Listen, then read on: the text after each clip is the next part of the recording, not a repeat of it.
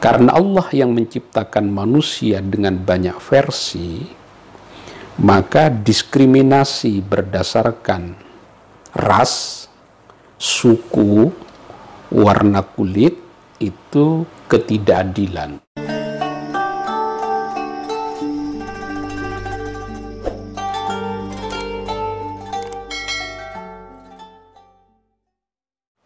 Assalamualaikum warahmatullahi wabarakatuh. Bismillahirrahmanirrahim. Alhamdulillahi rabbil alamin. Wassalatu wassalamu ala ashrafil anbiya'i wal mursalin Sayyidina Muhammadin sallallahu alaihi wasallam wa ala alihi wa sahbihi ajma'in. Qala al-muallifu rahimahullahu ta'ala wa nafa'ana bi'ulumihi wa afadha alaina min barakatihi wa asrarihi fid daraini amin. Sebelum mengaji, terlebih dahulu kita membaca surat Al-Fatihah,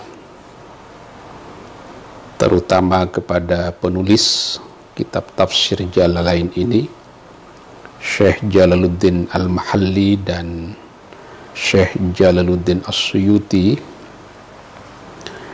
ila hadratin Nabil Mustafa Muhammadin sallallahu alaihi wasallam wa ala alihi wa ashabihi wa dhurriyyatihi wa ahli baitihi wa li jami'il anbiya'i wal mursalin wal ulama'i wal awliya'i wa syuhada'i was salihin, thumma khususan ila ruhi Syekh Jalaluddin Al-Mahalli wa Syekh Jalaluddin As-Suyuti.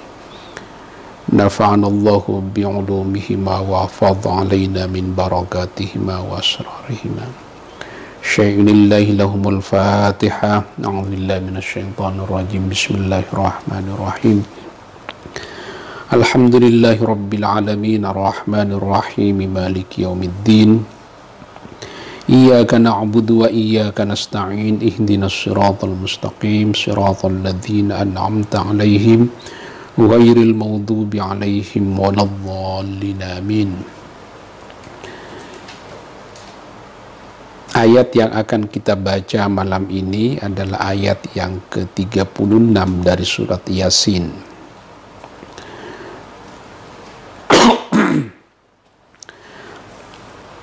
Subhanalladzi khalaqal azwaja kullaha mimma tumbitul ardu wa min anfusihim wa mimma la ya'lamun wa ayatul lahumul lailu naslahu minhun nahara fa idza hum mudhlimun wasyamsu tajri limustaqarril laha dzalika taqdirul azizil alim.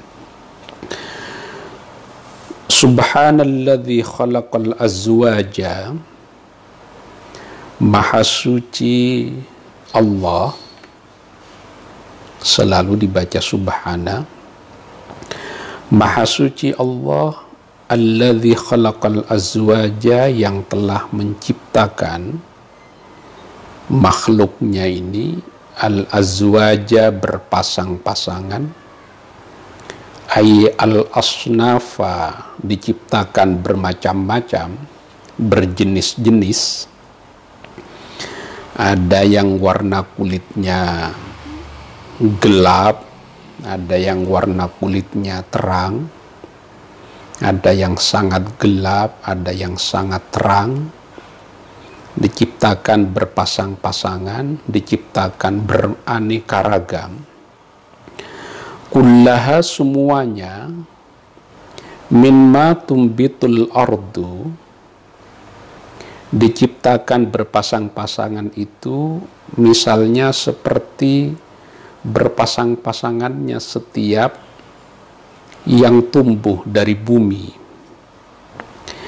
Minal hububi, berupa biji-bijian, wa ghairihal, dan lainnya biji-bijian.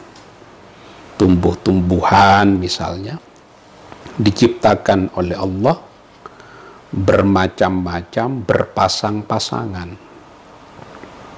Bahkan sebagian informasi menjelaskan bahwa tumbuh-tumbuhan di bumi ini umurnya jauh lebih tua ketimbang umur manusia berada di bumi. Ada yang berkata umur tumbuh-tumbuhan yang ada di bumi ini sudah 1 miliar tahun yang lalu. Jadi sudah tua sekali. Dan tumbuh-tumbuhan, biji-bijian yang ada di bumi ini bermacam-macam.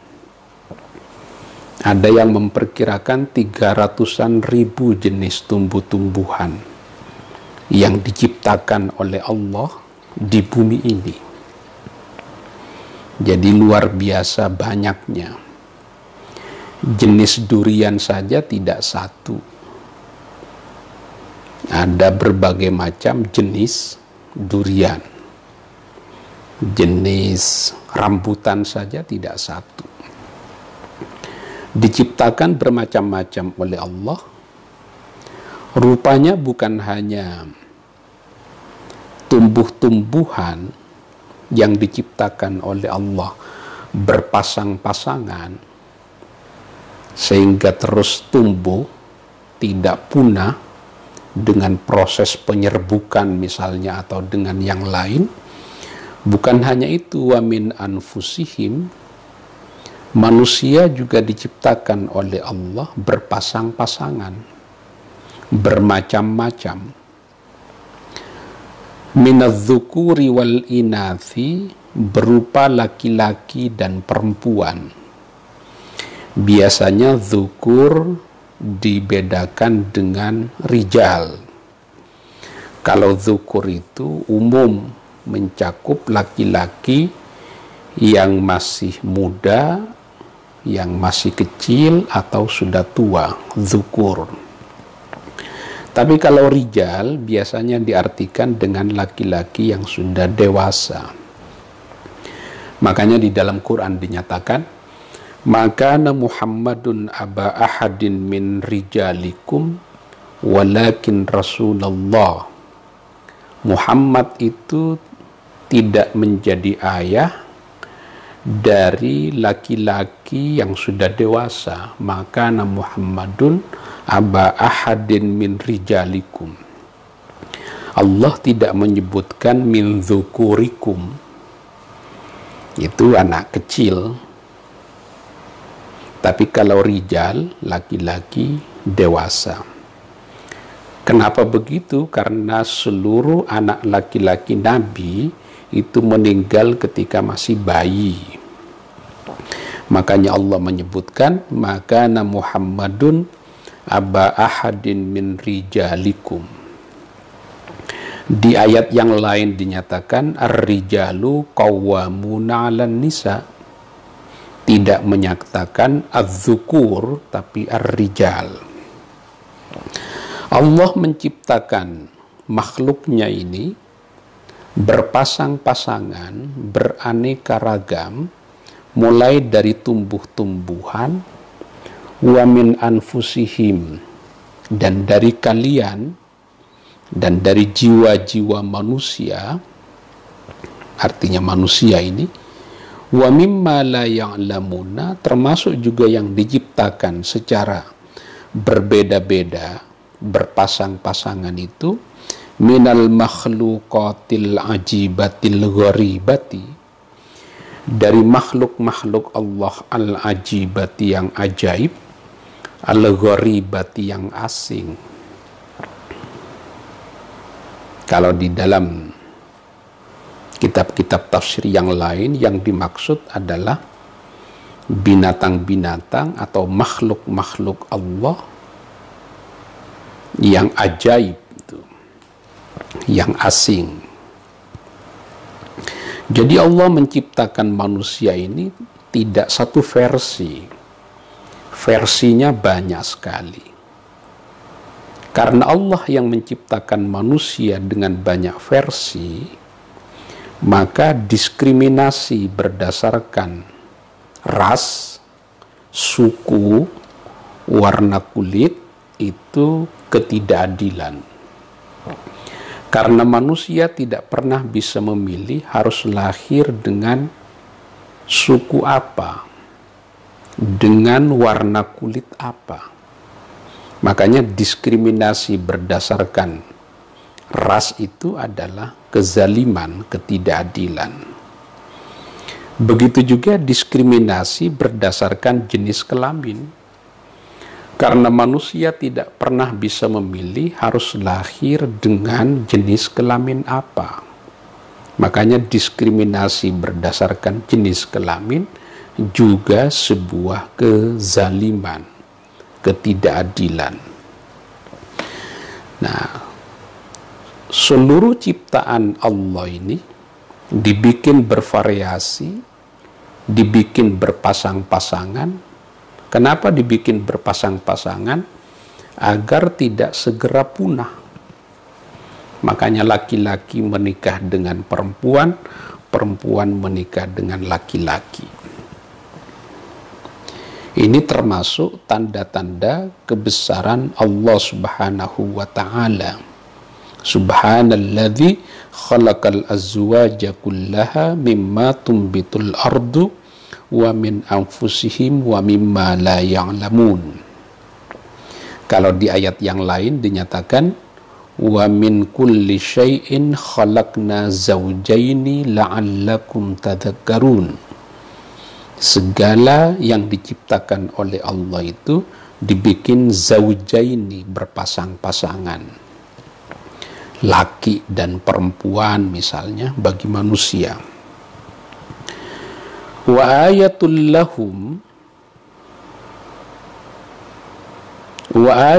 lahumul lailu naslahu minhun nahara fa idzahum muzlimun. Wa ayatun lahum merupakan tanda kebesaran Allah juga yang mestinya bisa diambil renungan refleksi lahum bagi penduduk Mekah itu. Al-lailu malam. Jadi malam ini sebuah tanda kebesaran Allah juga. Alal qudratil azimati, mestinya malam ini menjadi tanda kebesaran Allah lahum kepada mereka. Kenapa malam itu menjadi tanda kebesaran Allah? Naslahu ay nafsilu minhun nahara. Kalau diubah redaksinya, naslahun nahara minal laili. Allah memisahkan siang dari malam. Jadi kalau siang sudah habis, sudah dipisahkan, maka kemudian masuk waktu malam. Ini nanti yang menjadi dasar sebagian ulama untuk berpendapat bahwa pada dasarnya, pada mulanya adalah malam. Baru kemudian Allah menciptakan siang. Naslahu ay nafsilu. Naslahu itu biasanya dipakai untuk kata menguliti binatang ya. Jadi binatang itu kalau disembelih kan ada kulitnya, lalu dikuliti, dipisahkan, itu naslahu. Ai nafsilu, dipisahkan, kami memisahkan minhu dari malam itu. Apa yang dipisahkan? An-nahara, siang. Fa'idha, begitu siang dipisahkan dari malam, siang ditanggalkan, fa'idha, maka tiba-tiba, ini fujaiyah ya, hum, orang-orang yang ada di lokasi itu, muzlimuna, di dalam kegelapan, aidakhiluna fi dzalami, masuk ke dalam kegelapan, gelapnya malam. Jadi tanda kebesaran Allah itu terciptanya siang dan malam tuh. Bisa dibayangkan kalau sepanjang hari yang terjadi hanya siang, atau sepanjang hari yang terjadi hanya malam, itu pasti penderitaan luar biasa bagi manusia. Maka Allah penting menciptakan ada siang dan ada malam itu. Bahkan untuk masuk ke malam hari, Allah tidak langsung begitu saja masuk, dicicil untuk masuk ke dalam malam itu. Misalnya agak sorean mulai redup, menjelang maghrib mulai gelap, habis maghrib mulai lebih gelap lagi. Begitu juga nanti kalau mau masuk ke dalam siang, Allah menciptakan fajar. Nah, fajarnya itu dicicil juga. Pelan-pelan mulai terang sampai terbit matahari. Itu luar biasa. Tanda-tanda kebesaran Allah Subhanahu wa ta'ala. Wasyamsu tajri limustaqarril laha. Wasyamsu, matahari, tajri itu berjalan, limustaqarril laha, berjalan di tempat peredarannya, laha matahari itu. Wasyamsu tajri ila akhirih min jumlatil ayati lahum.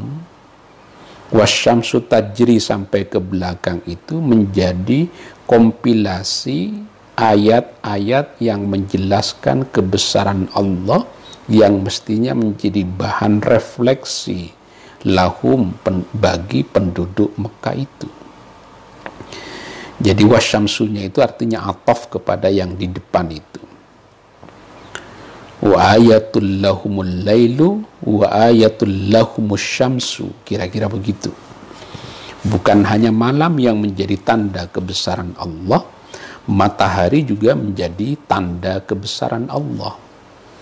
Ini sebagai bukti ya, bahwa pembahasan mulai minggu yang lalu surat Yasin ini tidak bicara atau belum bicara mengenai hal-hal yang sifatnya eskatologis murni, jadi dicampur aduk. Ini mulai bicara mengenai alam semesta. Minggu yang lalu kita bicara mengenai bumi. Nah, ada kemudian matahari. Nah, jadi bumi, matahari, dan bulan itu menentukan di dalam kehidupan manusia. Kalau ini dijadikan bahan renungan yang mendalam, itu akan menambah keimanan manusia kepada Allah. Jadi wasyamsu tajri ila akhirih min jumlatil ayati lahum, atau au ayatun ukhra. Wasyamsu tajri dijadikan sebagai bukti kebesaran Allah yang lain, dipisahkan dari yang sebelumnya, dijadikan sebagai istinaf, permulaan. Wal qamaru kadzalika, demikian juga bulan. Limustaqarrillaha ay ilaihi la tatajawazuhu. Ilaihi pada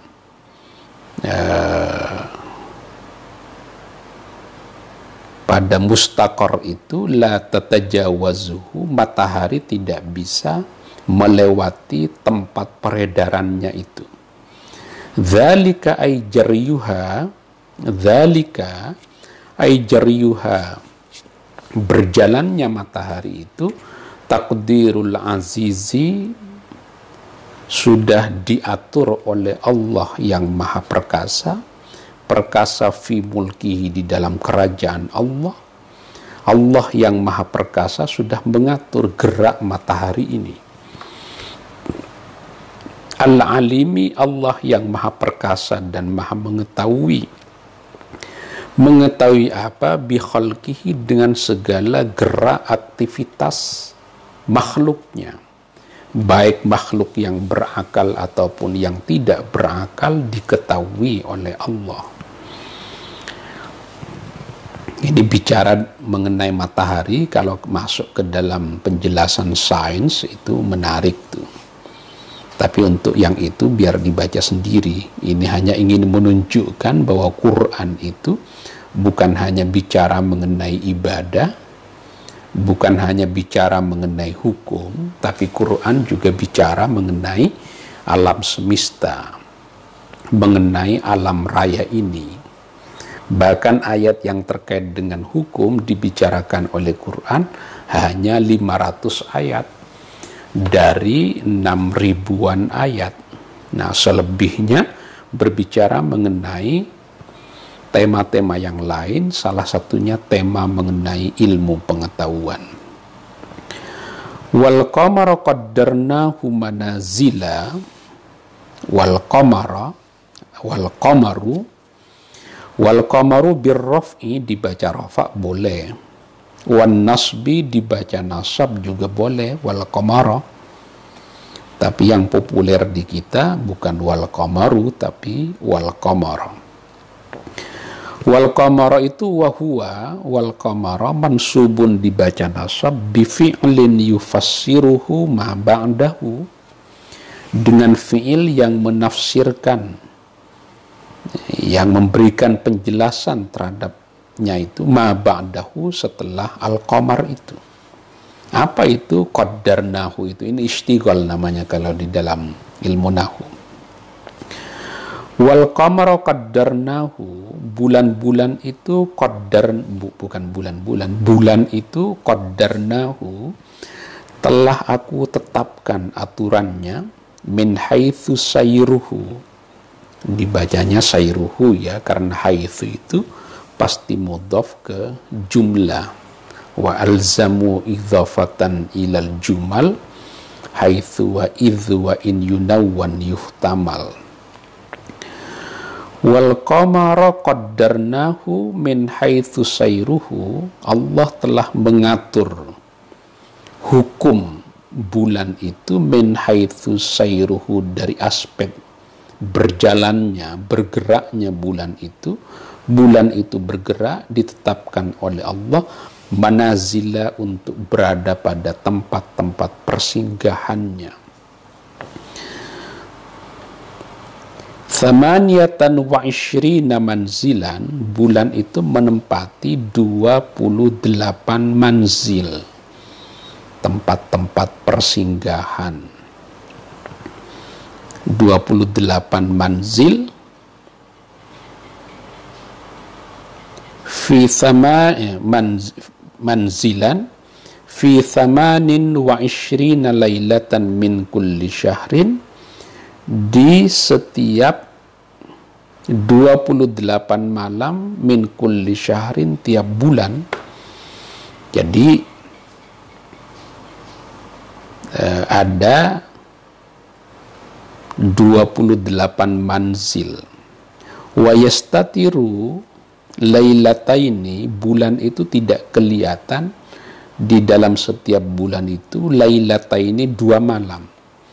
Ada 2 malam tidak ada bulan. Ingkana syahru thalathina yauman, jika jumlah dalam satu bulan itu 30 hari. Kalau jumlah bulan itu dalam satu bulan 30 hari, maka ada 2 malam yang bulan tidak tampak di malam itu. Walailatan, bulan tidak tampak lailatan dalam satu malam, ingkana tis'atan wa ishrina yauman, jika di dalam satu bulan itu terdiri dari 29 hari. Ini hitungan hitungan qamariyah ya. Karena ada hitungan qamariyah, ada hitungan syamsiyah. Umat Islam kadang menggunakan qamariyah, kadang menggunakan syamsiyah. Kalau untuk berpuasa Ramadan, kapan satu Ramadan dimulai, menggunakan hitungan qamariyah, makanya ada pengecekan apakah sudah masuk tanggal 1 Ramadan yang disebut dengan hilal atau tidak. Diceknya dengan cara apa? Bisa dengan cara ru'ya bil fi'li, mengecek, melihat, meneropong bulan, itu ru'ya bil fi'li. Atau mengecek apakah hilal sudah terjadi atau tidak dengan menggunakan hisab.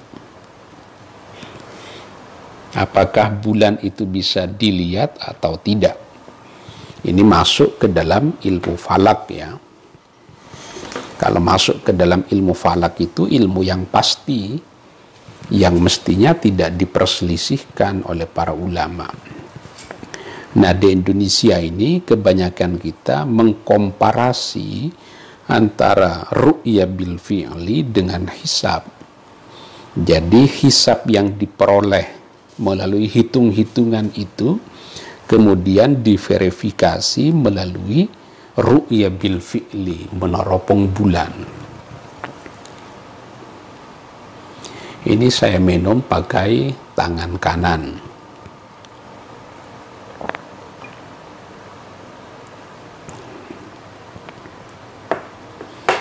Hatta ada, hingga bulan itu kembali fi akhiri manazilihi, di akhir tempat peredarannya itu, fi ra'il aini, menurut pandangan mata kepala, kalongurjunil qadimi, seperti tandan kurma yang sudah tua, aika'udis syamarihi, seperti tandan kurma itu idza atuqa, bacanya atuqa ya, kalau atuqa itu tua,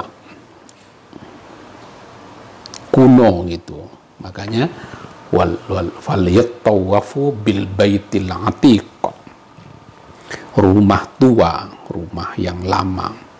Kalau ataqa itu merdeka, bebas. Kalau ini atuqa. Fa innahu, tandan kurma yang tua itu kalau sudah tua, yariku atau yadiku, menjadi kana sagiran, menjadi kecil, wa yataqawwasu, dan kemudian melengkung, wa yasfarru, dan menguning. Ini perumpamaan ya. Bentuk bulan itu kalau sudah di akhir itu kan mengecil, melengkung, menguning, lalu hilang untuk masuk lagi nanti tanggal 1 pada bulan berikutnya. Lasyamsu yambagi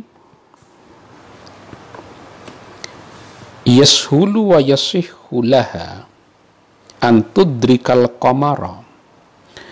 Lasyamsu, ini mestinya, bukan mestinya, kalau dieksplisitkan bacaannya, la yambagi lisyamsi an tudrikal qamara. Matahari itu tidak bisa, tidak mungkin, yashulu tidak mudah, wa yasihu tidak sah, tidak akan terjadi, laha bagi matahari. Apa yang tidak mungkin terjadi itu, antudrikal qamara, matahari menyusul bulan.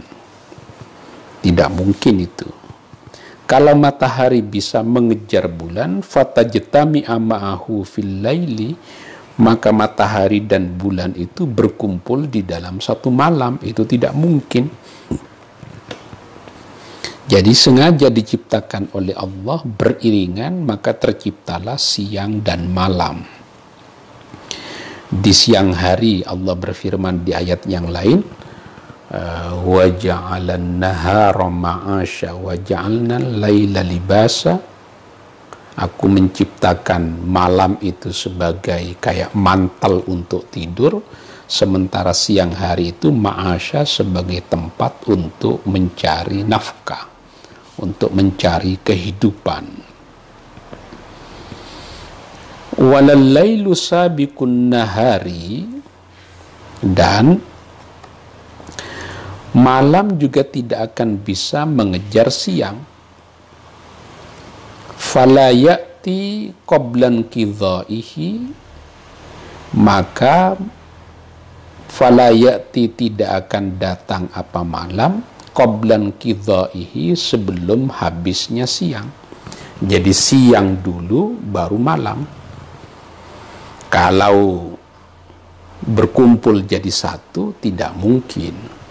Maka diputar oleh Allah, yang sebelah sana lagi malam, di sini lagi siang, atau di sini malam, di sana siang. Nah, itu tidak akan saling mendahului satu dengan yang lain.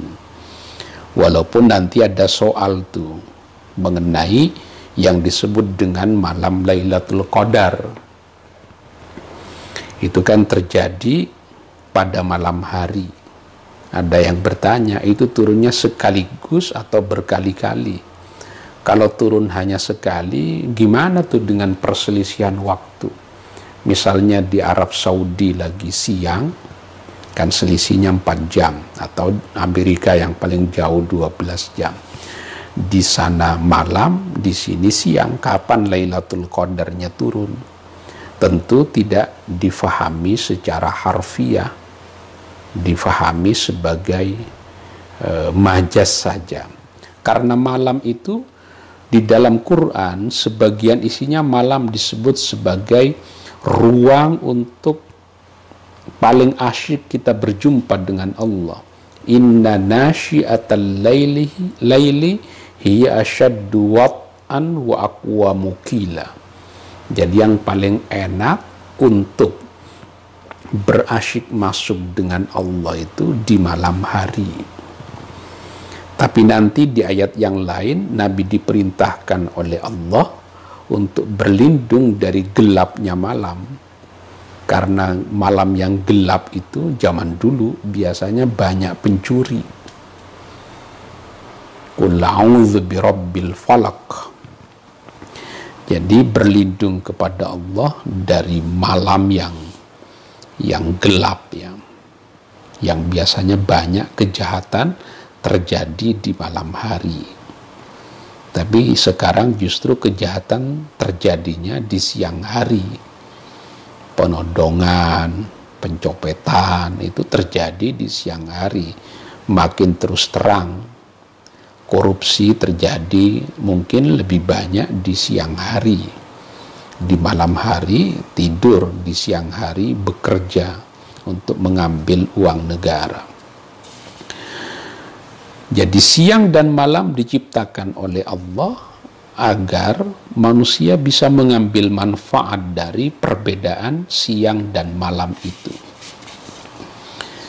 Allah menciptakan matahari, Allah menciptakan bulan. Di ayat yang lain disebutkan, huwallazi ja'ala asy-syamsa dhiya'an wal qamara nura wa qaddarahu manazila lita'lamu adadas sinina wal hisab. Allah menciptakan matahari itu sebagai dhiya, bersinar. Tapi wal qamara, Allah menciptakan bulan itu nuran, sebagai cahaya. Apa bedanya dhiya bagi matahari dan nur bagi bulan? Nah, sebagian mufassir menyatakan dhiya itu biasanya sinarnya, cahayanya muncul dari dirinya. Sedangkan nur, cahaya bulan itu tidak muncul dari dirinya, itu pantulan dari matahari, makanya disebut dengan nur. Di dalam teori-teori sufi diibaratkan Allah itu sebagai cahaya, dan para nabi itu disebut sebagai bulan, sebagai yang meresap, yang menyerap cahaya Allah itu, dan kemudian melalui para nabi itu disebarkanlah cahaya itu ke berbagai tempat, ke berbagai lokasi yang disebut dengan cahaya keimanan. Itu namanya tafsir sufi ya. Tidak selalu tafsir sufi itu bisa diverifikasi penjelasannya melalui penjelasan hadis. Karena itu hasil renungan dari para ulama-ulama sufi. Nah, makanya kata para sufi, jangan suka menutup jendela hati kita. Jendela hati kita itu tetap dibuka biar sinar matahari, sinar keimanan bisa masuk ke dalam hati kita. Kalau mata hati kita ditutup, maka betapapun terangnya matahari di luar, matahari keimanan tidak akan masuk. Abu Lahab itu kumpul dengan Nabi, tapi karena mata hatinya ditutup, maka betapapun terangnya cahaya keimanan dari baginda Nabi tidak akan tembus ke dalam hatinya Abu Lahab tuh. Tapi sahabat-sahabat yang lain yang tidak bertetangga dengan Nabi, karena pintu rumahnya, rumah hatinya dibuka, betapapun jauhnya jarak Nabi dengan para sahabat itu, karena pintu hatinya dibuka, maka mendapatkan cahaya keimanan dari Nabi. Bahkan kalau di dalam buku-buku yang berisi pujian kepada baginda Nabi itu, jangankan manusia, tumbuh-tumbuhan, binatang saja ikut menyaksikan kenabian baginda Nabi. Bahkan ada yang cerita mengenai wa'ata kal'udu yabki, ada pohon kurma yang menangis, karena biasanya Nabi berkhutbah bersandar pada kurma itu, dijadikan sebagai podium oleh Nabi untuk berpidato, untuk berkhutbah. Karena Nabi sudah dibikinkan podiumnya oleh para sahabat yang lain, maka pohon kurma itu tidak dijadikan lagi oleh Nabi sebagai podium untuk berpidato. Tiba-tiba Nabi mendengar ada seperti suara orang menangis. Ternyata suara itu terdengar dari pohon kurma itu. Itu kisah mengenai pohon kurma yang menangis karena tidak ditempati, tidak lagi dijadikan sebagai senderan Nabi ketika berkhutbah, ketika berceramah. Uwais Al-Qarni itu seorang sufi, tinggal di Yaman, jauh sekali. Nabi berada di Madinah, Uwais Al-Qarni itu berada di Yaman tuh. Tapi cahaya keimanan tembus sampai ke Yaman, maka Uwais Al-Qarni itu beriman kepada Nabi. Bahkan Uwais Al-Qarni itu datang ke Madinah hanya karena kebetulan Nabi tidak sedang berada di rumahnya, lagi berada di luar kota. 1 minggu Uwais Al-Qarni menunggu baginda Nabi di Madinah. Pada akhirnya Uwais Al-Qarni tidak berjumpa dengan Nabi. Karena Uwais Al-Qarni tidak berjumpa dengan Nabi, sekalipun sezaman dengan Nabi, maka tidak disebut sahabat Nabi. Uwais Al-Qarni digolongkan sebagai tabi'in, bukan sebagai sahabat Nabi. Ini makna-makna sufistik ya dari penjelasan-penjelasan yang terkait dengan bulan, matahari, dan bumi. Ada yang mengumpamakan kebaikan dengan laut dan lain-lain. Wa kullun tanwinuhu iwadhun 'anil mudhafi ilaihi minasyamsi wal qamari wan nujumi. Wa kullun, tanwinnya kullun itu tanwin iwad, anil mudhafi ilaihi, tanwin iwad dari mudhaf ilaihnya. Apa mudhaf ilaihnya itu? Wa kullu syamsi wal qamari wan nujumi, itu dibuang menjadi kullun. Ini sebenarnya ayat tidak bicara mengenai wan nujumi, bintang ya.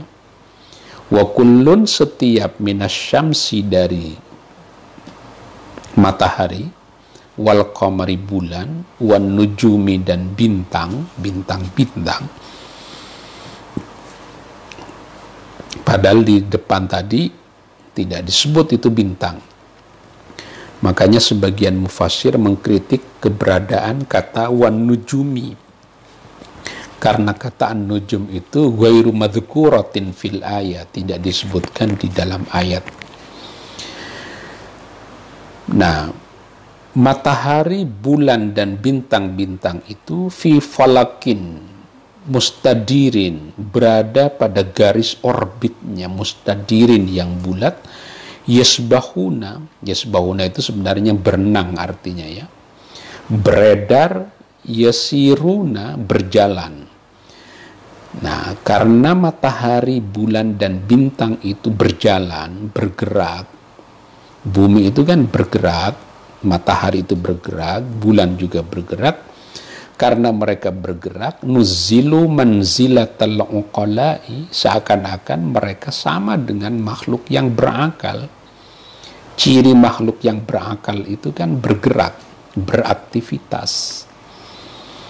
Kalau batu kan bukan makhluk yang berakal. Nah, karena matahari dan bulan itu bergerak, maka seakan-akan dia adalah makhluk yang berakal. Itu yang dimaksud dengan nuzzilu manzilatal uqala'i. Wa ayatul lahum ala kudratina, tanda-tanda kebesaran Allah yang mestinya menjadi renungan buat orang-orang musyrik Mekah itu. Tanda-tanda ala kudratina, kebesaranku, kata Allah. Anna hamalna dzurriyyatahum. Tanda-tanda kebesaran Allah itu diantaranya anna hamalna dzurriyyatahum, kami mengangkut dzurriyyatahum. Wa fi riwayatin wa fi qiraatin, dalam satu bacaan bukan dzurriyyatahum tapi dibacanya dzurriyyatihim. Dzurriyyatihim. Apa artinya dzurriyyatihim atau dzurriyyatahum? Ai aba'ahum al-usula. Nenek moyang mereka itu diangkut oleh Allah fil fulkil masyhuni, ai safinati Nuhin. Nenek moyang mereka itu diangkut di perahu Nuh. Perahu itu al-masyhuni al-mamlu'i, yang penuh muatannya. Ini cerita mengenai perahunya Nabi Nuh. Kan orang-orang yang beriman kepada Nabi Nuh itu diangkut ke dalam satu perahu raksasa. Bahkan disebutkan di sebagian kitab tafsir, binatang-binatang juga dimasukkan ke dalamnya. Nah, orang-orang itu diangkut tuh dengan menggunakan perahu raksasa itu. Itu tanda-tanda kebesaran Allah juga ketika terjadi air bah yang luar biasa. Tapi bukan hanya mau dipakai untuk itu saja. Jadi dzurriyyah di sini ya diartikan sebagai aba'ahum al-usula. Biasanya kan dzurriyyah itu anak keturunan. Loh, ini kok ke atas nenek moyang. Makanya ada ulama yang berkata kata dzurriyyah itu termasuk lafadz mushtarak.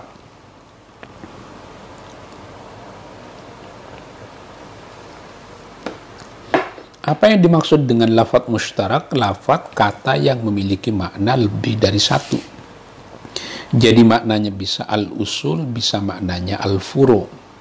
Nah, di sini diartikan sebagai nenek moyang mereka, yakni pengikutnya Nabi Nuh alaihi salam. Itu tanda kebesaran Allah juga. Wa khalaqna lahum min mithlihi ma yarkabun. Bukan sekali itu saja Allah akan mengilhamkan kepada manusia untuk menciptakan perahu raksasa itu. Wa khalaqna, dan aku ciptakan lahum buat mereka min mithlihi, yang serupa dengan perahu raksasa Nuh itu. Ai mithli fulki Nuhin, seperti perahu Nuh, wa huwa ma amiluhu ala syaklihi, sesuatu yang dibuat oleh tangan-tangan mereka, ala syaklihi, bentuknya sama dengan perahu itu, minas sufunis sigari, perahu-perahu kecil, wal kibari, perahu-perahu besar, semuanya itu bita'limillahi ta'ala, merupakan ajaran langsung, diilhamkan, didiktikan pengetahuan itu ke dalam otak manusia. Ini zaman dulu bayangannya baru perahu untuk transportasi di laut. Ma yarkabuna fihi, sesuatu yang bisa dikendarai oleh mereka, sebagaimana Nuh menciptakan perahu, maka orang yang setelahnya juga bisa menciptakan alat transportasi besar itu. Bahkan sekarang lebih dahsyat lagi berupa pesawat terbang tuh. Ma yarkabuna fi. Wa inna sya'nurikhum, dan jika kami berkehendak, Wa inna sya' nughrikum, jika kami berkehendak, nughrikum, maka kami bisa menenggelamkan mereka, ma'ijadis sufuni, ma'ruku bihim laha, artinya padahal mereka sedang mengendarai perahu itu, kalau Allah berkehendak itu bisa ditenggelamkan. Fala sariha lahum ay mughitha lahum, tidak ada yang bisa menolong kalau Allah sudah menghendaki ditenggelamkannya perahu raksasa itu. Nggak ada yang bisa menjadi penolong. Jangankan di tengah laut, lagi duduk-duduk di rumah, tiba-tiba terjadi tsunami dalam waktu yang singkat, tidak ada yang bisa menolong, datang secara tiba-tiba. Sebagian ayat menyatakan kiamat itu akan datang bautatan, datang secara tiba-tiba. Kalau tidak ada penolong, walahum yunqaduna ay yunjauna, tidak ada yang bisa selamat dari mereka itu. Kalau Allah menghendaki karamnya alat transportasi mereka. Illa rahmatan minna wa mata'an ilahin.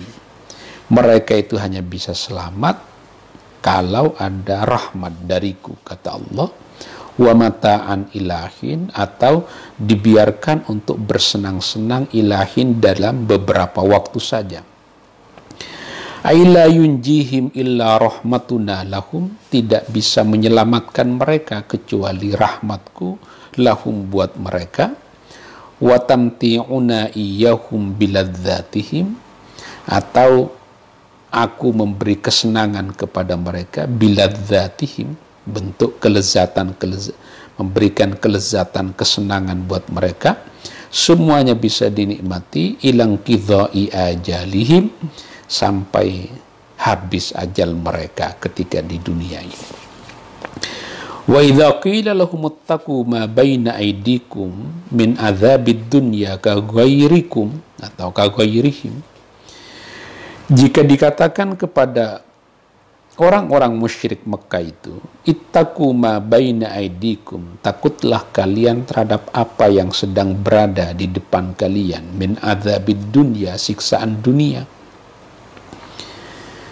Takutlah ka ghairihim, seperti yang lain, yakni takut seperti bertakwanya orang-orang beriman. Wa ma khalfakum, takut juga terhadap apa, min adzabil akhirah, apa yang ada di belakang kalian, yaitu siksa akhirat. La'allakum turhamuna, barangkali dengan cara itu turhamuna, kamu mendapatkan rahmat dari Allah. Tapi apa yang terjadi? A'radhu, mereka berpaling semuanya. Wa ma ta'tihim min ayatin min ayati rabbihim illa kanu anha mu'ridin. Tidak ada satu ayat atau beberapa ayat yang datang dari Tuhan mereka kecuali mereka semua berpaling. Wa idza qila lahum anfiqu mimma razaqakumullah, jika dikatakan kepada mereka, qala fuqara'us sahabati, ini ditafsirkan fuqara, mestinya tidak hanya fuqara. Para sahabat Nabi yang fakir berkata kepada mereka, anfiqu alaina, bersedekahlah kepadaku. Apa yang perlu disedekahkan? Mimma razaqakumullah, dari apa yang telah diberikan Allah kepada kalian, minal amwali, harta-harta. Qala alladzina kafaru lilladzina amanu, boro-boro mau bersedekah, mau berinfak, justru orang-orang kafir itu berkata kepada orang-orang beriman, istihza'an bihim, seraya mengolok-olok, mengolok-olok mereka.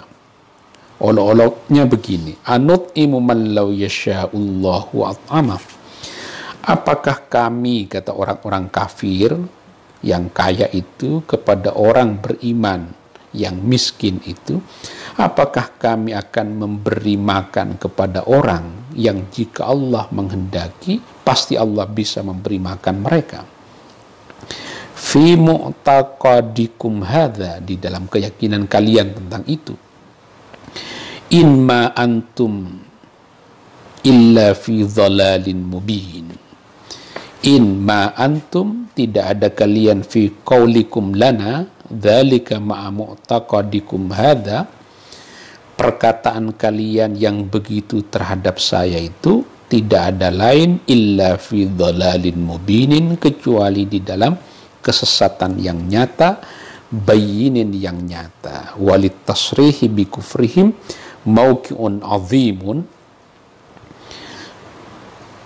Nah, kata-kata kafir diungkapkan secara jelas itu akan berdampak kepada mereka akan dibawa ke dalam tempat raksasa yang di situ mereka akan disiksa oleh Allah nanti di akhirat. Sudah jam 9 ya. Ini kita baca. Kalau terkait dengan alam semesta kayak begini, saya kira udah banyak yang bisa menjelaskan melalui ilmu pengetahuan modern.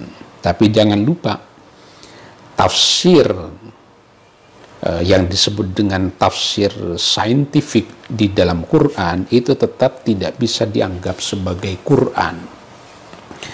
Karena ada kitab-kitab tafsir yang bercorak yang disebut dengan tafsir ilmi, seperti tafsir yang ditulis oleh Tantawi Jauhari, judulnya Tafsir Al-Jawahir.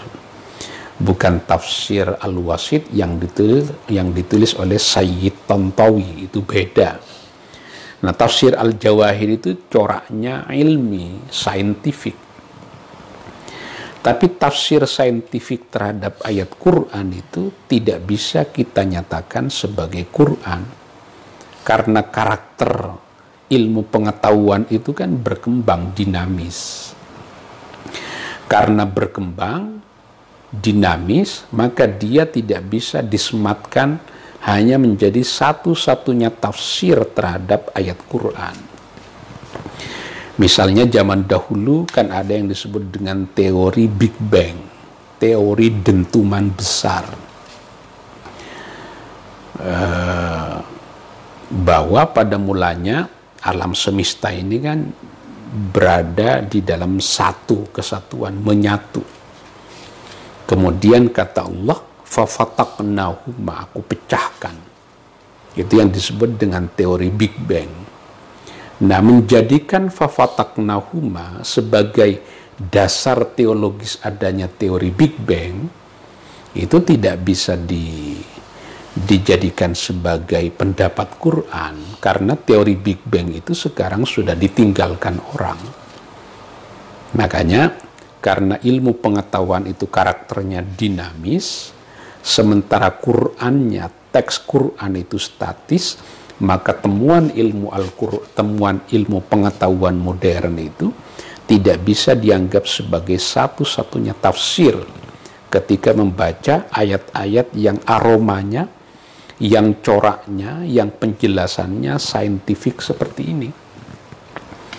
Khawatirnya nanti teori ini ditinggalkan orang, padahal kita sudah menyatakan ini Quran, itu kekeliruan.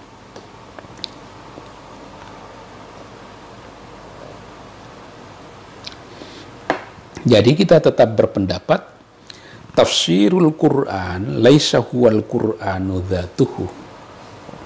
Tafsir terhadap Quran itu tidak boleh dianggap sebagai Quran.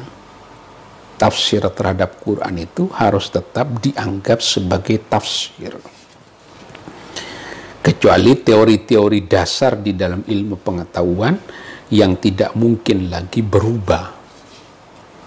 Misalnya dahulu ada pendapat yang menyatakan bahwa bukan bumi yang mengelilingi matahari, tapi matahari yang mengelilingi bumi. Tapi ini kan sudah ditinggal. Itu rasanya tidak akan berubah tuh. Tapi yang lain-lain, apa yang dimaksud dengan Allah menciptakan alam semesta ini fi sittati ayyamin, di dalam 6 hari. Apa yang dimaksud 6 hari itu? Was-samaa'a banainaha bi'aidin Allah memanjangkan langit itu dengan tangannya. Kan ada teori ekspansi di dalam ilmu pengetahuan modern. Nah, apakah teori ekspansi itu bisa diberi sandaran ayat di dalam Quran? Ya, untuk sementara itu, tapi jangan pandang bahwa itu adalah pendapat Quran, harus tetap dinyatakan itu sebagai tafsir ulama terhadap Al-Quranul Karim. Itu cara yang paling moderat agar kita hati-hati menemukan teori ilmu pengetahuan tiba-tiba disandarkan itu menjadi pendapat Quran. Sudah jam 9 lewat, kita harus segera berhenti. Wa yaquluna mata hadzal wa'du in kuntum shadiqin. Kurang lebihnya mohon maaf. Mudah-mudahan ada guna, ada manfaatnya yang saya sampaikan ini. Kalau ada yang salah, minta maaf yang sebesar-besarnya. Hadanallahu wa iyyakum ajma'in. Wallahu yuwaffiquna ila ma fihi khairul Islam wal muslimin. Wassalamualaikum warahmatullahi wabarakatuh.